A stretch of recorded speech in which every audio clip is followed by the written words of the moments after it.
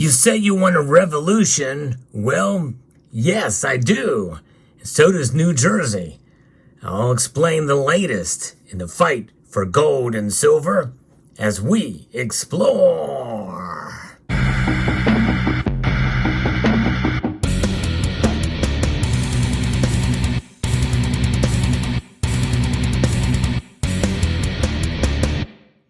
One of the things I've been doing on this channel is keeping up with the latest in terms of states making bold moves to make silver and gold money again, recognized as such as we see in Article 1, Section 10 of the Constitution, mentioned multiple times in the Bible.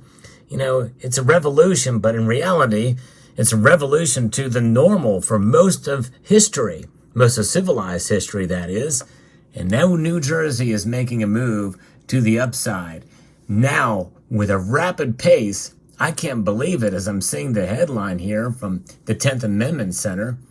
It only has one more step. That's just one more step to go in order to become gold and silver, and that is recognized as money, at least in part, when New Jersey will remove sales tax from gold and silver. I'm going to talk about it here. So if you enjoy videos like this, where I bring you the latest news, I hope you will press that like button down below and consider subscribing to the channel if you find value in the content I provide here. So the New Jersey House and Senate gave final approval to a bill that would exempt gold and silver bullion from state sales and use taxes. Enactment of this legislation would not only relieve some of the tax burdens on investors, but it would also eliminate one barrier to using gold and silver in everyday transactions. That's right, as real sound money being utilized for these transactions. It will have a utility. That's the step towards that. Now, we're far away off from that happening, even in the most progressive states in this nature.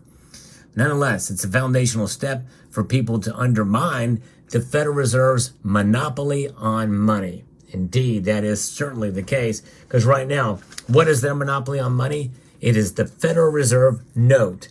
That's right. That's what it is. And it's really a debt instrument. This note is legal tender for all debts, public and private. It's legal tender, but nonetheless, it is losing value at a rapid pace. Right now, it's 3.1% officially, but we know the number is much higher than that.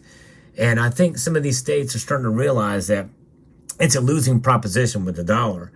Even in normal inflation rates, which, by the way, yes, we have been in a constant state of inflation since 1913, December to be exact, when this act was enacted. And that's why the dollar is a losing proposition.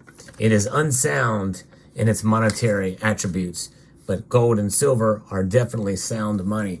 And that's what is so exciting about this. But that's not why this is groundbreaking. I'm going to get to that in a moment. Representative Louis Greenwald introduced Assembly Bill 5294 on March 16th. I guess that's of last year. So it's been in the works for a while here. The legislation would exempt the sale of investment metal bullion, bars and coins, and investment coins from the state sales and use tax. So this is something that's been in the works for a while. I just had missed it last year. Investment metal bullion is defined as any elementary precious metal that has been through a process of smelting or refining, including but not limited to gold, silver, platinum, and palladium. And that is in such a state or condition that its value depends on its content, not its form. An investment coin is defined as any numismatic coin manufactured of gold, silver, platinum, palladium, or any other metal, including non-precious metals, and having a fair market value of not less than $1,000. So that language is a little bit confusing to me. Depends on its content, not its form. I think that means that it can be in a bar form, or it can be in a round or a coin. So I guess that's what that means anyways. So fair market value of not less than $1,000. On January the 8th of this year, the Senate passed A5294 by a voice vote. Later that day, the Assembly concurred with the Senate amendments. The bill now is on its way to Governor Phil Murphy's desk for his consideration. Now, this is the groundbreaking framework. Even the most tax revenue hungry states are seeing the failings, both political, moral, and others, of taxing sound money, especially in an inflationary environment, according to Sound Money Defense League Executive Director J.P. Cortez in a tweet after the vote. That is amazing. Now, New Jersey, I think, is knocking down barriers here. They are groundbreaking because they're the largest, mostly Democrat state to approve such a measure. And as much as I really do not like the Democrat Party, I got to give the Democrats who voted for this, which I think was all of them, apparently, for this, a lot of credit for doing the right thing. Give credit where credit is due. Pretty amazing. Currently, 43 states have eliminated sales on taxes on gold and silver bullion. And repealing sales taxes on precious metal bullion takes a step towards treating gold and silver as money instead of commodities. Taxes on precious metal bullion erect barriers to using gold and silver as money by raising transaction costs.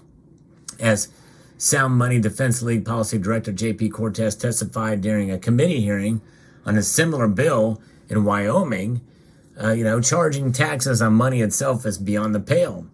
In effect, states that collect taxes in purchase for precious metals are inherently saying gold and silver are not money at all.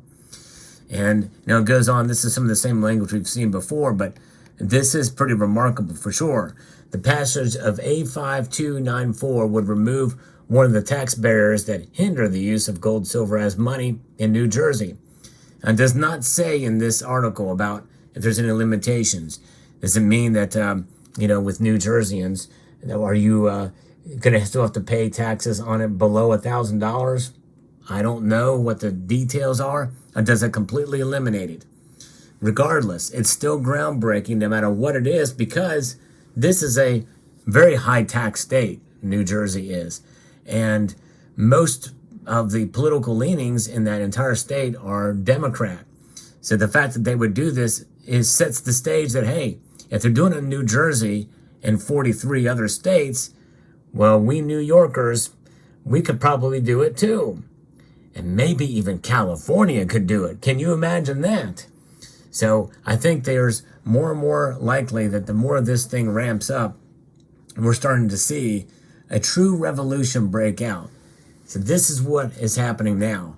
And every little move like this, and it's a big move, make no mistake. So big moves like this, I'm going to try to cover and bring you the latest news on it. So I think this is quite fascinating. So now Governor Murphy will have 45 days from the date that A5294 is transmitted to his office to sign or veto the bill. If he takes no action, the bill will become law without a signature. Now, imagine that. That's very interesting. I did not know that about New Jersey politics and how things work legislatively by the rules there. If he takes no action, it will become law without his signature. If he vetoes the law, will it take a 2/3 vote? If they voted on this thing unanimously, and I think there was another piece that did mention this thing, that it was a unanimous vote here. I'm trying to think of if it was up here on this article here. But yeah, that's pretty remarkable. They could override his veto if that's the case. That's something else to see, a possibility. So if he does nothing and forgets about it for 45 days, then it could become law. I'm going to try to stay tuned to this and keep track of it for you and report to you. That's what I do in this channel. I try to give you the latest news on these bills. And there's other news that just stacked up today that I got to try to get to. There's a lot to cover, for sure. But this is exciting, folks. This is very, very exciting. If you live in New Jersey or in New York, you don't have to contact your assembly person in New Jersey. But if you live in New York, I would consider maybe sending an email out and letting them know. Or if you live in any of the other states that I've covered, Florida, Oklahoma, and others, New Hampshire, what have you, give them an email. Let them know what your thoughts are. It is immoral, I think, to tax precious metals. So let me know what your thoughts are about this story and about this whole idea of this kind of move, because this is chipping away at the Federal Reserve's power. Every move like this does have an effect.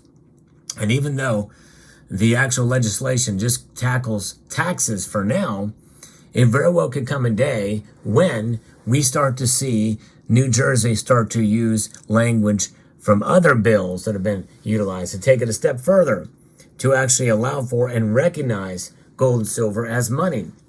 If we start to see inflation become more out of control, and we start to see a move towards a central bank digital currency, I guarantee you, because the privacy aspects of it, which are very concerning to all Americans, no matter what your political stripe is, then we very well could see some of these states, which we would think less likely to do it, would consider enacting ways to be able to transact with gold and silver itself, or a gold and silver backed card, credit card or debit card, that type of thing, or even gold backs could become popular. And New Jersey gold back could come into play one day. You never know.